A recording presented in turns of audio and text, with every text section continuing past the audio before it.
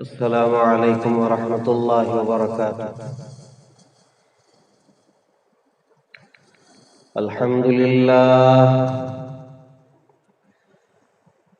للہ نحمده ونستعینه ونستغفره ونؤمن به ونتوکل علیہ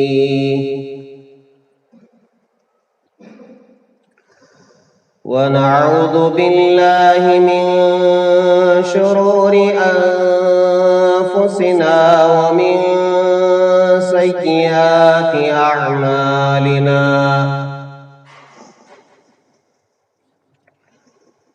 ونعوذ باللہ من شرور انفسنا ومن سیئات اعمالنا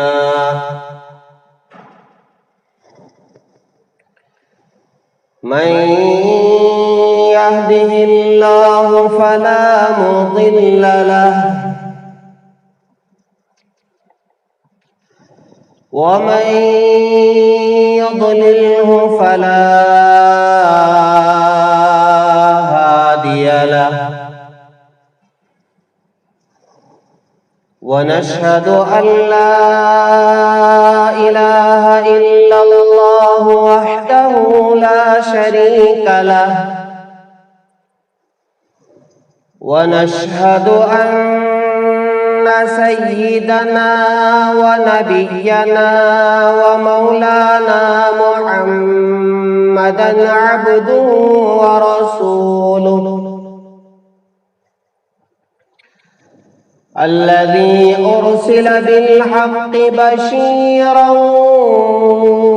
ونذيرا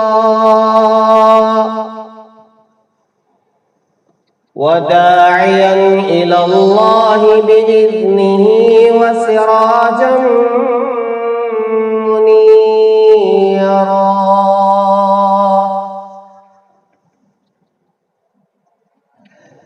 أما بعد فقد قال الله تبارك وتعالى في القرآن المجيد: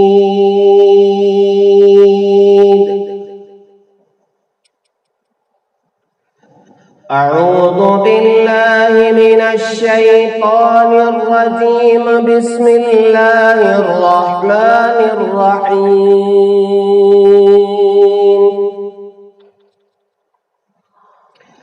ألا إن أولياء الله لا خوف عليهم ولا هم يحزنون الذين آمنوا وكانوا يتقون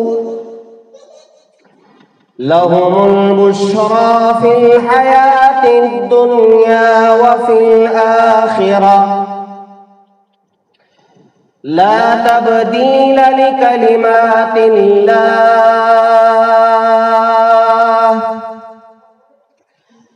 ذلك هو الفوز العظيم.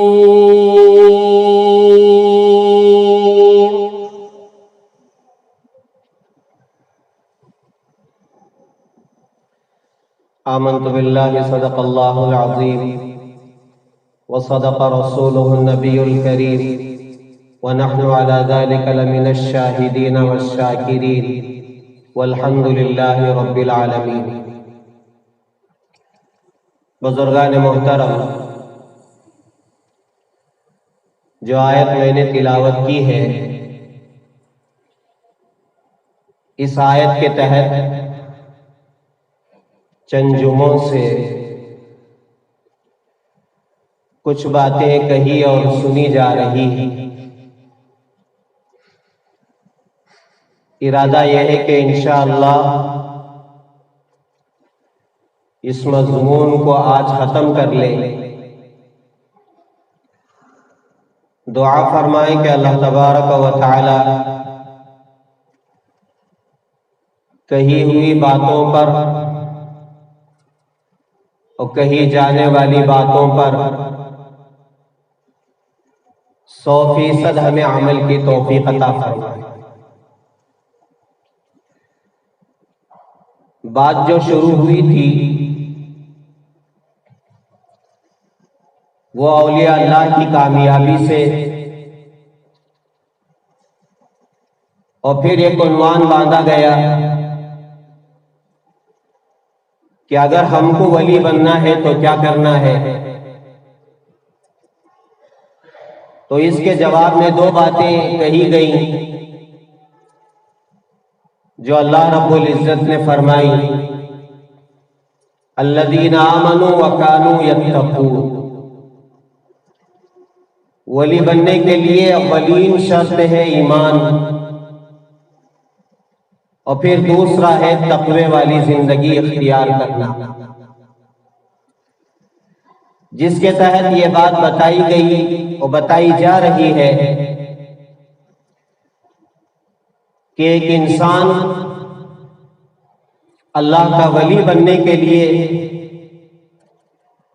اپنے آپ کو گناہوں سے 100% بچانا ضروری اور لازمی ہے۔ پھر اسی کے تحت یہ بات بتائی جا رہی ہے کہ گناہوں کے نقصانات کیا کیا ہیں، تاکہ نقصانات کو جان کر پہچان کر گناہوں سے بچنا ہمارے لیے آسان ہو جائے۔ چنانچہ ایک اس کا اثر اور ایک نقصان یہ بتایا گیا کہ گناہ حقیقت میں نجاست ہے، اور نجاست میں بدبو ہوتی ہے۔ تو جو شخص گناہوں سے لت پت زندگی گزارتا ہے اس کے جسم سے گناہوں کی بدبو آتی ہے،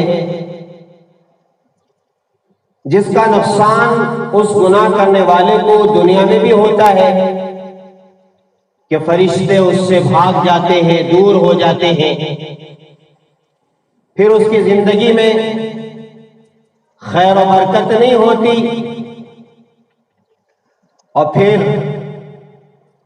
اگر توبہ نہیں کرتا ہے تو نقصان قبر میں بھی اٹھانا پڑتا ہے، حشر کے میدان میں بھی اٹھانا پڑتا ہے، یہاں تک کہ جہنم میں جانے کے بعد بھی اس کا نقصان اس کو بھی ہوتا ہے اور اس کی وجہ سے دوسروں کو بھی ہوتا ہے۔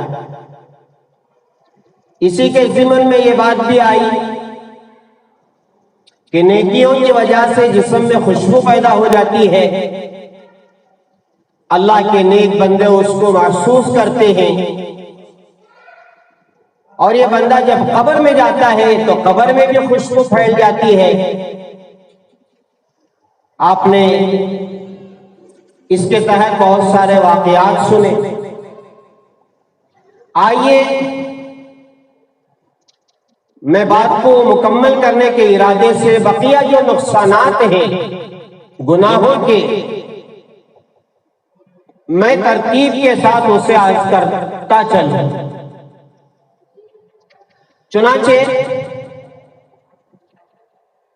بزرگان دین نے، اللہ والوں نے، اولیاء اللہ نے جو گناہوں کے نقصانات بتائے ہیں ان میں سے ایک یہ بھی ہے کہ جب بندہ گناہوں والی زندگی گزارتا ہے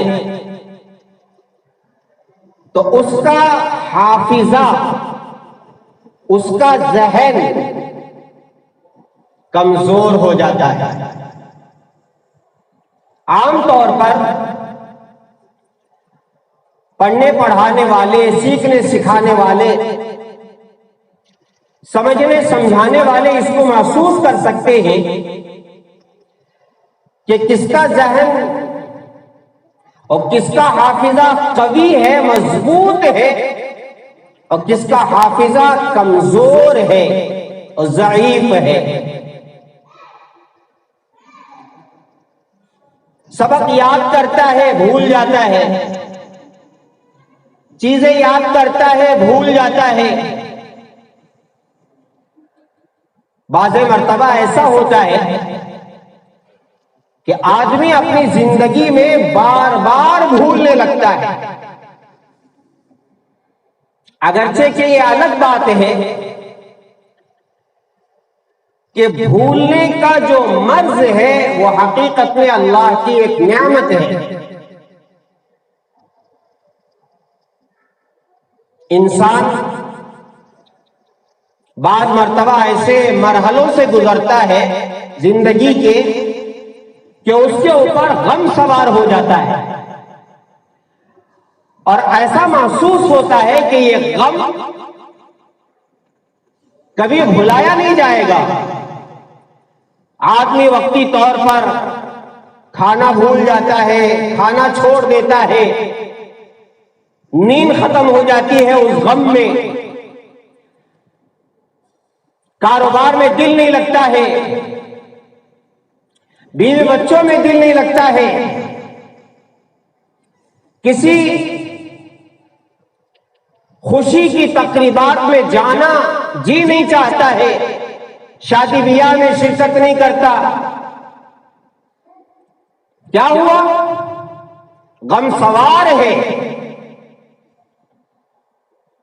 جس کی بنا پر آدمی زندگی کی دوسرے کاموں میں دلچسپی نہیں دکھاتا ہے، دلچسپی نہیں لیتا ہے۔ لیکن یہ غم بہت دیر پا نہیں رہتا ہے، اللہ تعالیٰ اپنے فضل و کرم سے وہ غم ایک وقت میں بھلا دیتے ہیں، اور اس کے لیے اللہ تعالیٰ اپنی تدبیر اختیار کرتے ہیں، جس کی بنا پر آدمی اس غم کو بھول جاتا ہے اور پھر اس کی زندگی معمول پر آ جاتی ہے۔ وہ کھانے بھی لگتا ہے، اسے نیند بھی آتی ہے، اسے بیوی بچے بھی اچھے لگتے ہیں، کاروبار میں جانے کے لیے جی بھی چاہتا ہے۔ میں مثال دوں، کسی کے والد کا انتقال ہو جائے، والدہ کا انتقال ہو جائے، یا بچے کا انتقال ہو جائے، یا ٹوٹ کر چاہنے والی بیوی کا انتقال ہو جائے، تو ایسے حالات اس آدمی پر آ جاتے ہیں۔ لیکن ہم جانتے ہیں کہ معاشرے میں وہی آدمی چند دنوں کے بعد ہنسنے لگتا ہے، کاروبار میں جانے لگتا ہے، اور اس کی زندگی معمول پر آ جاتی ہے۔ یہ ایسا کیوں ہوتا ہے؟ اللہ تعالیٰ اس غم کو بھلا دیتے۔ اس کا ایک انتظام اللہ تعالیٰ یہ فرماتے ہیں کہ جب آدمی اپنے رشتہ دار کے مرنے کے بعد کفن دفن کے لیے قبرستان جاتا ہے، غم برابر سوار ہے، کوئی آ کر ملاقات کرتا ہے، آنکھوں سے آنسو نکل جاتے ہیں، دیکھتے ہی رونا شروع کر دیتا ہے، بولتے ہی رونا شروع کر دیتا ہے، ملاقات کرتے ہی رونا شروع کر دیتا ہے، لیکن کفن دفن میں شریک، اور پھر جب واپس آنے لگتا ہے تو حدیث پاک میں ہے کہ ایک فرشتہ ایک مٹھی بھر مٹی لے کر ان پلٹ کر جانے والوں کے اوپر پھینکتا ہے، اور وہ یہ کہتا ہے کہ جاؤ تم اسے بھولے وہ تمہیں بھولا۔ یہ قدرتی نظام ہے، ورنہ دفن سے پہلے، کفن سے پہلے جو کیفیت ہوتی ہے ہم نے محسوس کیا ہے اپنے رشتہ داروں کے کفن دفن کے موقع پر، ان کے انتقال کے موقع پر، لیکن واپسی میں وہ کیفیت نہیں رہتی ہے جو دفن سے پہلے تھی، کفن سے پہلے تھی۔ یہ اللہ تعالیٰ کا اپنا نظام ہے کہ اس غم کو بھلانے کے لیے اللہ تعالیٰ فرشتوں کے ذریعے سے ایسی تدبیر کراتے ہیں۔ تو میں نے عرض کیا کہ بھول کی جو عادت ہے یا بیماری ہے یا اللہ تعالیٰ کی طرف سے نعمت ہے، بعض وقت بہت اچھی بات ہے، لیکن ایسا بھی ہوتا ہے کہ یہ بیماری گناہوں کی وجہ سے اتنی زیادہ ہو جاتی ہے کہ آدمی بار بار بھولنے لگتا ہے، حافظہ اس کا کمزور ہو جاتا ہے، ذہن کمزور ہو جاتا ہے گناہوں کی نحوست کی وجہ سے۔ آپ نے وہ لطیفہ سنا ہوگا زندگی میں کہ ایک بھلکڑ جسے بھولنے کی عادت تھی، علاج کے لیے ڈاکٹر کے پاس گیا، حکیم کے پاس گیا، اور جا کر کے اس سے کہنے لگا حکیم سے کہ حکیم صاحب مجھے بھولنے کی بیماری ہے۔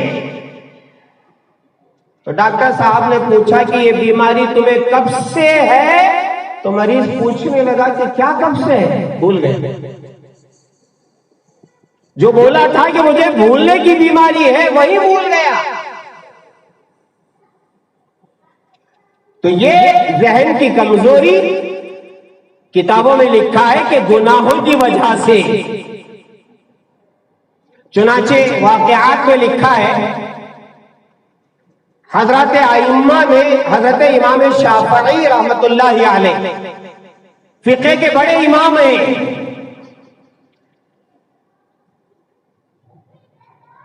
تعلیم کے دوران اپنے استاد سے بھولنے کی شکایت کرتے ہیں کہ حضرت مجھے سبق یاد نہیں رہتا ہے، بھول جاتا ہوں۔ تو ان کے استاد نے انہیں جو وصیت کی وہ یہی کہ بیٹا گناہوں سے بچا کرو۔ چنانچہ اسے عربی اشعار میں یوں پڑھا گیا کہ شکوت الی وکیع سوء حفظی فاوصانی الی ترک المعاصی فإن العلم نور من الہ ونور اللہ لا یعطی لعاصی۔ حضرت امام شافعی فرما رہے ہیں میں نے اپنے استاد وکیع سے یہ شکایت کی کہ حافظہ کمزور ہے، تو انہوں نے کہا کہ بیٹا گناہوں سے بچا کرو، اس لیے کہ علم یہ اللہ کا نور ہے، فَإِنَّ الْعِلْمَ نُورٌ مِّنْ إِلَٰهِ،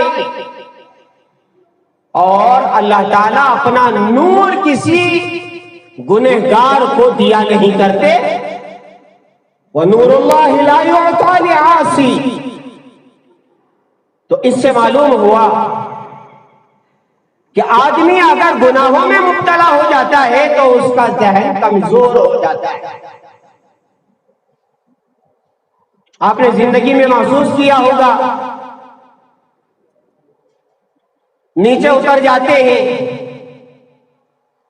اور اوپر چابی بھول کے آ جاتے ہیں، اور کبھی آفس جاتے ہیں گھر میں کھانے کا ٹفن بھول کے چلے جاتے ہیں، اور کبھی گھر میں کوئی اہلیہ محترمہ لانے کے لیے کہتی ہے اور واپس ہی میں بھول کے آ جاتے ہیں۔ اور پتہ ہے کبھی کبھی بھولاٹ ایسی ہو جاتی ہے، نام یاد نہیں آ رہا ہے، ایک بہت بڑے اللہ والے ہیں، ان کی زندگی میں بڑے عجیب و غریب دو واقعات پیش آئے، ذہن میں بات آئی تو سنا دیتا ہوں۔ فرماتے ہیں کہ میری زندگی کے دو واقعات ایسے ہیں کہ میں کبھی بھول نہیں سکتا۔ کیا واقعات ہیں؟ کہتے ہیں اللہ تعالیٰ نے مجھے ایسی ذہانت عطا فرمائی تھی کہ ایک جگہ ہم علماء کے ساتھ تھے، مفتیان کرام کے ساتھ تھے، میں بھی تھا، ہر ایک کی فہرست بنائی گئی. آپ نے کیا پڑھا ہے, آپ نے کیا پڑھا ہے, آپ نے کیا پڑھا ہے. مفتیوں کی ایک فہرست, علماء کی ایک فہرست. جب میرا نام آیا تو میں نے کہا کہ میں عالم دین ہوں, مگر میں حافظ قرآن نہیں ہوں. اب وہاں حافظ قرآن میں ان کا نام چھوٹ گیا, اس لیے کہ حافظوں کی فہرست میں ان کا نام ہونا چاہیے, لیکن حافظ نہیں ہے, جس کی بنا پر ان کا نام اس میں چھوٹ گیا. تو حضرت فرماتے ہیں کہ میرا نام حافظوں کی فہرست میں نہیں آیا, اس کا غم مجھے اتنا زیادہ ہوا, میں رویا اور اللہ سے دعا کی کہ یا اللہ, آج میں حافظوں کی فہرست میں شامل نہیں ہو سکا اس لیے کہ حافظ قرآن نہیں. یا اللہ مجھے حافظ قرآن بنا دیجئے. اور میں نے محنت کے ساتھ اور پورے پچے ارادے کے ساتھ اللہ کی مدد مانگتے ہوئے میں نے حفظ قرآن شروع کیا, تو 3 دن میں حافظ ہو گئے. 3 دن میں. یہ میری زندگی کا بڑا عجیب و غریب واقعہ تھا. حضرت فرماتے 3 دن میں حافظ قرآن ہو گیا. اور پھر خود حضرت فرماتے ہیں کہ ایک اور واقعہ ایسا جسے میں زندگی بھر بھولا نہیں سکتا, ذہانت کا ایک واقعہ اور بھولاٹ کا ایک واقعہ. کہ جمعہ کی نماز پڑھانے کے لیے مجھے جانا تھا, تو میں جمعہ سے پہلے جمعہ کی تیاری کر رہا تھا. میں نے اپنے داڑھی کے بال بنوانے تھے. ایک مشت, اگر ایک مشت سے زیادہ بال بڑھتے ہیں تو اسے کٹ کرنے کی اجازت ہے, حرام نہیں ہے. رحمت دو عالم صلی اللہ علیہ وسلم کی داڑھی مبارک فطری طور پر ایک مشت تھی. حضرت فرماتے ہیں میں بہت جلدی میں, اس لیے کہ جمعہ میں وقت پر پہنچنے والے کے لیے ذرا فکر کرنا پڑتا ہے, تب جا کر وہ وقت پر پہنچتا ہے. بے فکرہ وقت پر نہیں پہنچ سکتا. تو حضرت فرماتے ہیں کہ ذرا جلدی میں تھا اور اپنی داڑھی بنا رہا تھا. کینچی لے کر کے میں نے بجائے یہاں کٹ کرنے کے یہاں کٹ کر دیا. حضرت لکھتے ہیں کہ یہ زندگی کے 2 واقعات, میں شرماتا مسجد میں حاضر ہوا اور لوگوں نے مذاق اڑانا شروع کر دیا, ہنسنا شروع کر دیا کہ حضرت آپ کی ذہانت تو ہمیں معلوم ہے, آپ کتنے ذہین ہیں, آپ بڑے علامہ بھی ہیں, لیکن یہ کیا ہوا کہ آپ داڑھی کٹ کر کے آئے ہیں. تو حضرت نے یہ واقعہ عرض کیا. تو میں نے عرض کیا کہ بعض مرتبہ آدمی سے ایسی بھول ہوتی ہے, الامان الحفیظ زندگی بھر اسے پچھتانا پڑتا ہے. تو کتابوں میں لکھا ہے کہ گناہوں کی کثرت کی وجہ سے آدمی کا ذہن کمزور ہو جاتا ہے, اور اسی کے مقابلے میں, اسی کے مد مقابل اس کا اپوزٹ, اگر آدمی دیندار بنتا ہے, نیکوکاری کی زندگی اختیار کرتا ہے, 5 وقت کی نماز کی پابندی کرتا ہے, ذکر و اذکار کی پابندی کرتا ہے, اور گناہوں سے اپنے آپ کو بچاتا ہے, تو اس کا ذہن تیز ہوتا چلا جاتا ہے. اور اتنا تیز ہوتا ہے, ابھی آپ نے سنا نا 3 दिन में हाफिज कुरान बन गए।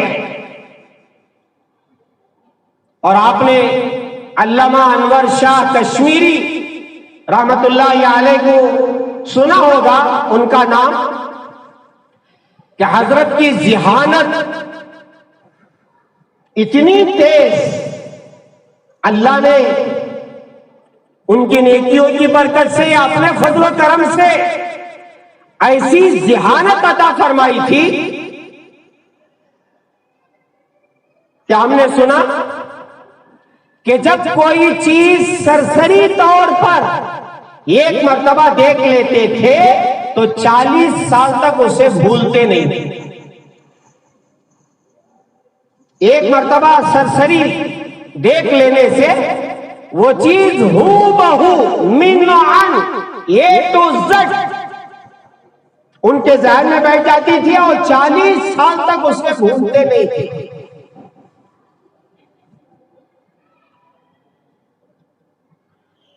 तो नेकियों से जहानत बढ़ती है और गुनाहों से जहन कमजोर हो जाता है। मैं आगे बढ़ता हूं। लिखा है किताबों में, गुनाहों की वजह से जिस्म में कमजोरी आ जाती है, जिस्म की कुव्वत, जिस्म की ताकत,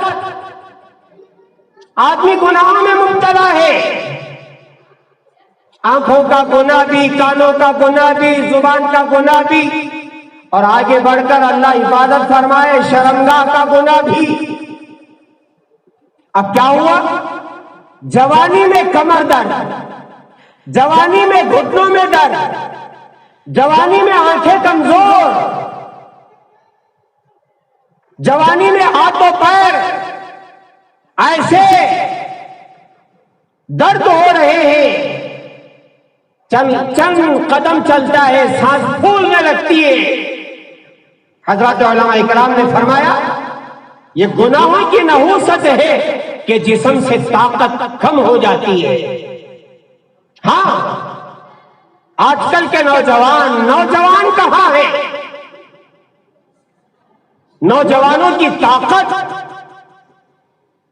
आपने पढ़ा भी होगा, सुना भी होगा, और अपने बड़ों से भी हमने सुना होगा कि अपनी जवानियों में क्या ताकत होती थी। ये छोटी मिसाल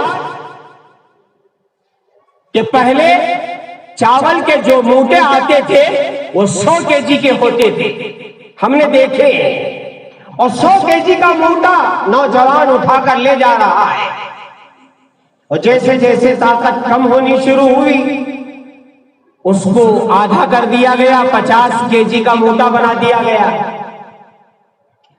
और फिर अगर मैं ये कहूं तो गलत ना होगा कि शायद उन्होंने देखा कि हमारे नौजवान 50 केजी का मूठा भी नहीं उठा पा रहे हैं, तो उन्होंने बना दिया 25 केजी का। और अगर आगे ये कहो तो शायद गलत नहीं होगा कि जो मूठे 25 किलो के आ रहे थे अब 10 किलो के आने शुरू हो गए। हाँ, किताबों में कही हुई बात कभी गलत नहीं होती। उलमा और बुजुर्गान दीन और ये अल्लाह की बातें कभी गलत नहीं होती। अब 10 केजी का मूठा उठा रहा है जवान और सांस फूल रही है। गुनाहों का असर कि जिस्म से कुव्वत जिस्मानिया कम होती चली जाती है। और मैं बताऊं, नौजवान का निकाह होता है और शबे ज़ुफ़ाफ़ बेटा कमरे के अंदर जाता है तो मैं पूरे यकीन के साथ ये बात कह सकता हूं कि बाज़ वालिदैन दिल ही दिल में ये दुआ कर रहे होंगे कि या अल्लाह आज की रात में मेरे बच्चे को शर्मिंदा ना करना। क्यों? पता है मेरा बेटा जिंदगी में क्या क्या गुल खिलाता था, कहां कहां जाता था, वो क्या क्या खाता था, वो कैसे जिंदगी गुजारता था, जिसकी बिना पर उसकी जवानी शायद के इतनी कमजोर हो गई है कि वो बीवी के पास जा न सके। हाँ, नौजवानों की हालत हम देख रहे हैं। गुटखे का इस्तेमाल, बीड़ी सिगरेट का इस्तेमाल, और चलो बीड़ी सिगरेट, लेकिन आगे बढ़ करके नशे वाली चीजों का इस्तेमाल। आज नौजवान नशे का इस्तेमाल इतना ज्यादा कर रहे हैं। देखा आपने बेंगलोर शहर में कितने ऐसे केसेस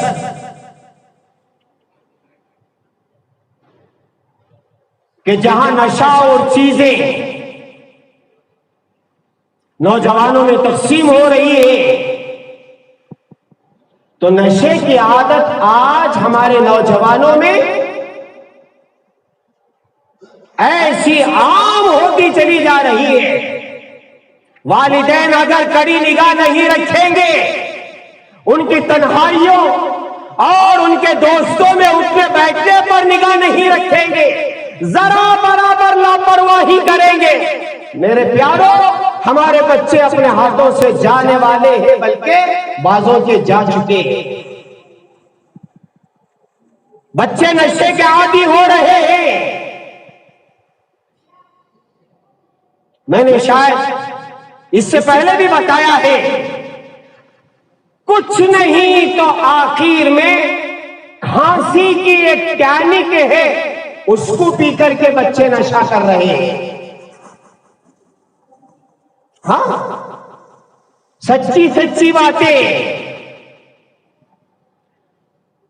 तो मैं ये आज कर रहा था कि हमारे नौजवान आज निकाह तक पहुंचते हैं तो अपनी जवानी से हाथ धो बैठते, और फिर क्या होता है? शर्मिंदगी पर शर्मिंदगी, फिर नौबत तलाक तक पहुंच जाती है। फिर बीवियां लोगों के सामने इस तरह करचिप हिला करके बता देती है कि ये हाल है मेरे मर्द का। ये मैं गलत बात नहीं बता रहा हूं। गुनाहों की वजह से जिस्म में कमजोरी, हाँ मेरे अजीजों, ये नहुसत है। और जो नौजवान अपने आंखों की हिफाजत करके, कानों की हिफाजत करके, जुबान की हिफाजत करके और शराब से, जिना से, जुआ से, नशा और चीजों से अपनी जिंदगी की हिफाजत करके एक एक कतरे की हिफाजत करता है।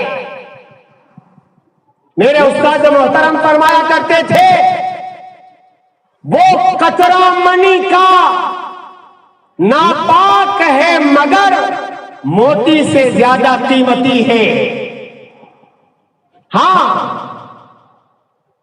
नौजवानों के सामने ये बातें नहीं आती, जिसकी बिना पर वो अपनी जवानी ही में खो बैठते हैं। मोतियों की तरह हिफाजत करो उन कतरों की। उसके लिए गुनाहों से बचना।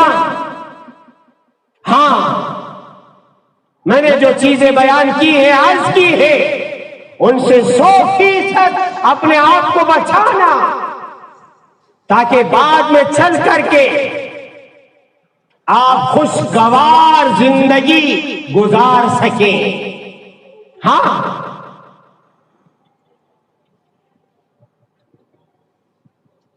शादी के बाद बड़ा मसला होता है, किसका? वजीफा है ज़ौजियत का। समझे?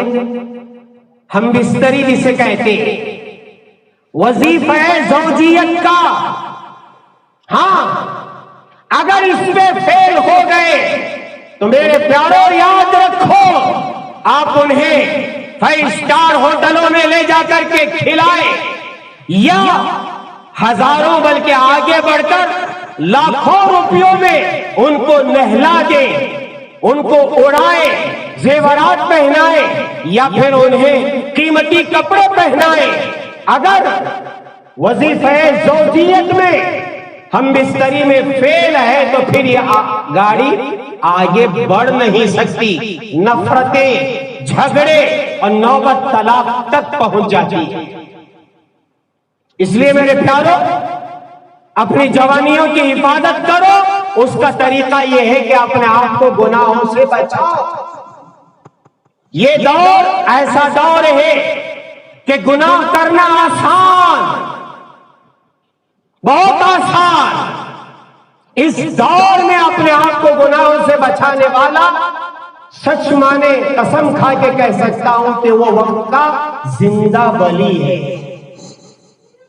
گرچہ کہ نفل نمازیں کم پڑھتا ہو، ذکر و اذکار کم کرتا ہو، لیکن فرائض کی ادائیگی کے بعد وہ 100% اپنے آپ کو گناہوں سے بچاتا ہے اور اپنے آپ کو گناہوں سے بچا کر کے زندگی گزار رہا ہوتا ہے، تو پھر میرے پیاروں اس کی زندگی میں جو خوشیاں آتی ہیں، ہاں وہ دنیا میں بھی خوشی محسوس کرتا ہے، شادی سے پہلے بھی اور شادی کے بعد بھی۔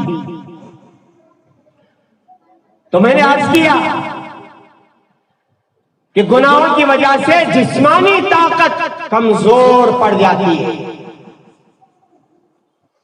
میں آگے بڑھتا ہوں، ایک نقصان یہ لکھا ہے کہ اگر کوئی آدمی گناہ کرتا ہے اور گناہ چھپتے چھپاتے کرتا ہے، لیکن اگر خدا نخواستہ اس گناہ کا پتہ لوگوں میں چل جاتا ہے تو پھر بجائے عزت کے ذلت اٹھانی پڑتی ہے۔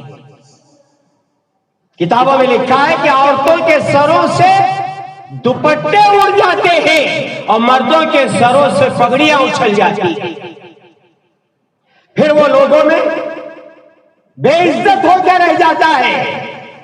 یہ آدمی ایسا گناہ، توبہ توبہ، پھر اس آدمی کو لوگ نہ ملنا پسند کرتے ہیں نہ دیکھنا پسند کرتے ہیں۔ عزت کا مٹ جانا، پگڑیوں کا اچھل جانا اور دوپٹوں کا اتر جانا، یہ کس سے ہوتا ہے؟ گناہوں کی وجہ سے ہوتا ہے۔ جیسا کہ میں نے عرض کیا کہ انشاءاللہ اس جمعہ میں اس عنوان کو ختم کر لوں تو ختم کر دوں گا انشاءاللہ۔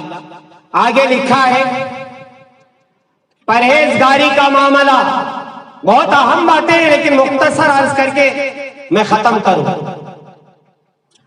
حدیث پاک میں ہے کہ جو شخص دوسروں کی عورتوں کے معاملے میں پرہیزگاری کا معاملہ کرے گا، دوسرے ان کی عورتوں کے معاملے میں پرہیزگاری کا معاملہ کریں گے۔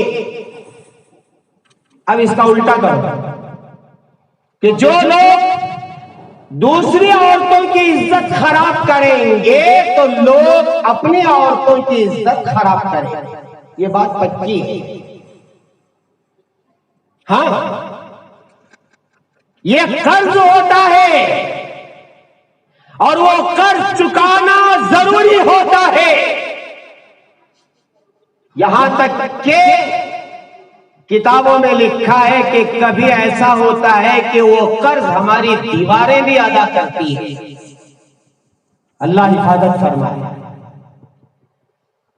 واقعہ لکھا ہے کہ ایک سنار کی بیوی بڑی طاہرہ مطہرہ، بہت نے گھر میں ایک لے پالک بیٹا، بچے پالتے ہیں لوگ، بڑا ہوا 17-18 سال کا۔ ایک دن وہ سنار گھر آیا تو بیوی رو رہی ہے۔ پوچھا بیگم کیوں رو رہی ہو؟ کہا کہ ایک بڑا عجیب و غریب واقعہ گھر میں پیش آ گیا۔ پوچھا کیا ہوا؟ کہا کہ یہ جو ہمارا لڑکا ہے جسے ہم نے گود لیا اور پالا پوسا اور بڑا ہوا، 17-18 سال کا ہو گیا ہے. میں اسے سبزی لانے کے لیے کیا پیسے دیے، اس نے میرا ہاتھ پکڑ کے دبوچ لیا، میرا ہاتھ دبا دیا. اور جب میں دیکھا کہ اس نے میرا ہاتھ دبا لیا، مجھے اندازہ ہوا کہ یہ شہوت کی نیت سے میرا ہاتھ دبا رہا ہے. میرا بیٹا لے پالا، لیکن اس کی نیت میں فتور، جس کی وجہ سے میں اسے ماں لگتی ہوں، وہ میرا بیٹا ہے، لیکن آج میں نے اس کی نیت میں خرابی دیکھی. جب سنار نے یہ سنا کہ میری بیوی یہ کہہ رہی ہے کہ آج ہمارے گھر میں ہمارا بیٹا اپنی ماں سے شہوت کی نیت کے ساتھ ہاتھ پکڑا ہے، تو سنار رونے لگا. بیوی پوچھتی ہے، میں رو رہی تھی، میرا ہاتھ پکڑا گیا، آپ کو کیا ہوا، آپ رو رہے ہیں؟ تو انہوں نے کہا کہ بیگم غلطی بچے کی نہیں، غلطی میری. پوچھا کیا ہوا؟ کہا کہ آج ایک عورت آئی تھی سنار کے پاس چوڑیاں خریدنے کے لیے، کنگن خریدنے کے لیے. اب وہ کنگن چڑھانا چاہتی تھی ہاتھ میں، وہ چڑھ نہیں رہے تھے. اس نے مجھ سے کہا ذرا آپ یہ کنگن چڑھائیے. تو کہنے لگے بڑی خوبصورت تھی، میں نے ہاتھ پکڑا اور جو کنگن چڑھائے اور جو میں نے اس کا ہاتھ دبایا اس میں شہوت کی نیت تھی. مجھے اللہ نے دکھا دیا کہ تم وہاں دوسری عورتوں کے ساتھ خراب نیت کرتے ہو، تو تمہارے گھر میں تمہارا بیٹا تمہاری ماں کے ساتھ، اپنی ماں کے ساتھ نیت خراب کر رہا ہے. یہ بات پکی ہے.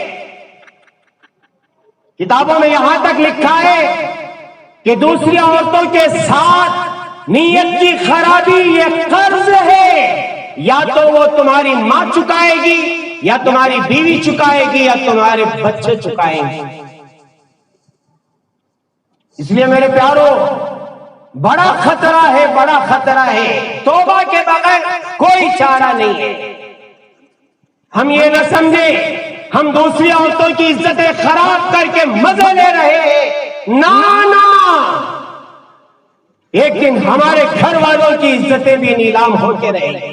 الامان الحفیظ. توبہ کرو، توبہ کے بغیر کوئی چارہ نہیں. میں جلدی گنا دیتا. مناجات کی لذت سے آدمی محروم ہو جاتا ہے.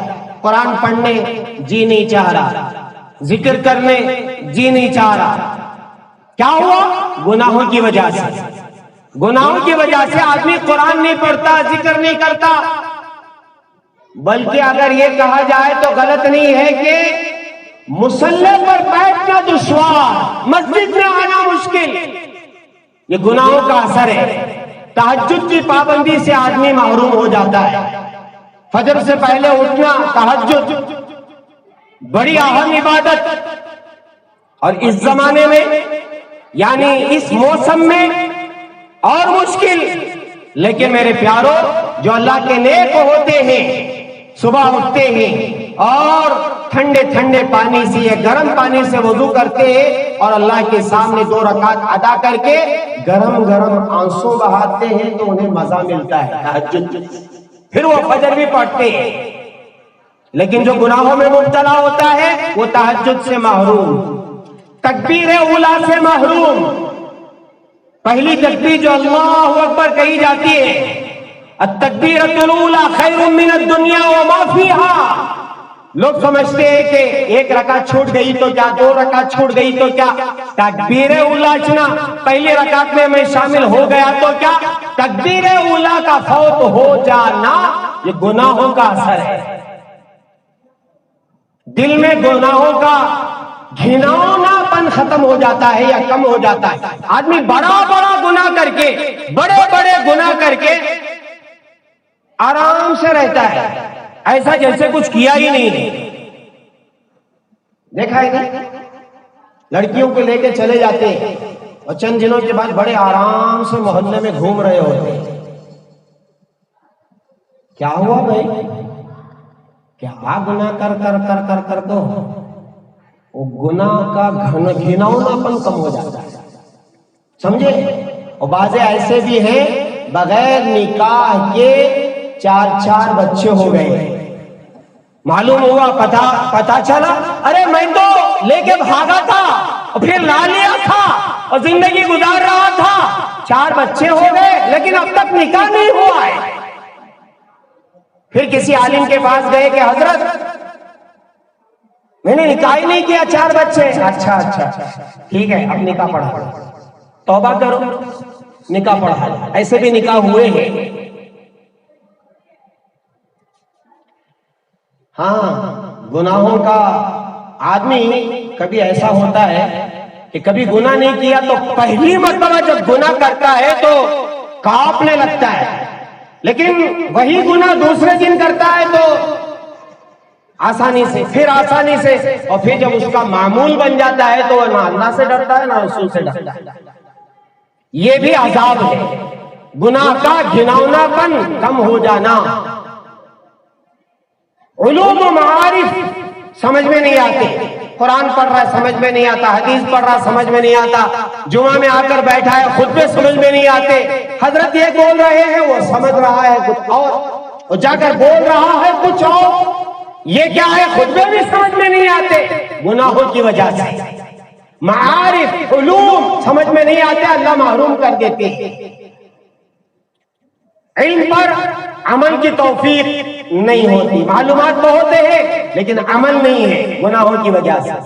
علم کا فیضان جاری نہیں ہوتا، بہت اچھا پڑھ کر کے ڈگریاں لیے ہیں لیکن کیا ہوا میاں؟ آٹو چلا رہے ہیں۔ بھائی صاحب آپ تو وہی ڈگریاں لیے تھے، آٹو کیوں چلا رہے ہیں؟ نہیں حالات ایسے آ گئے، حالات ایسے نہیں آئے، ذرا پیچھے پلٹ کے دیکھو، جو تم نے زندگی گزاری ہے کیسے گزاری ہے جس کی بنا پر تمہارے علم کا فائدہ نہیں ہوتا۔ بڑی بڑی ڈگریاں لینے والے بعد میں چل کر کے ایسے کام میں مبتلا کر دیے جاتے ہیں جو پڑھے ہیں اس کا فیضان جاری نہیں ہوتا۔ گناہوں کی نحوست بات میں اثر ختم ہو جاتی ہے، بار بار بولو تو بھی سمجھ میں نہیں آتا، آدمی بول رہا ہے خود کا اثر ختم ہو جاتا ہے۔ اور بعض بندے ایسے ہوتے ہیں ان کے سامنے آدمی صرف بسم اللہ پڑھتے تو بھی ان کے اوپر اثر ہو جاتا ہے، ماتحت نافرمان ہو جاتے ہیں۔ ہم نے اللہ کی نہیں مانی تو ہمارے نیچے رہنے والے والدین، نیچے رہنے والے بیوی ہے، بچے ہیں، یا ہمارے دکان میں کوئی کام کرنے والے ہماری بات نہیں مانتے۔ کیوں بات نہیں مانتے؟ تم اللہ کی نہیں مانتے اس لیے وہ تمہاری نہیں مانتی۔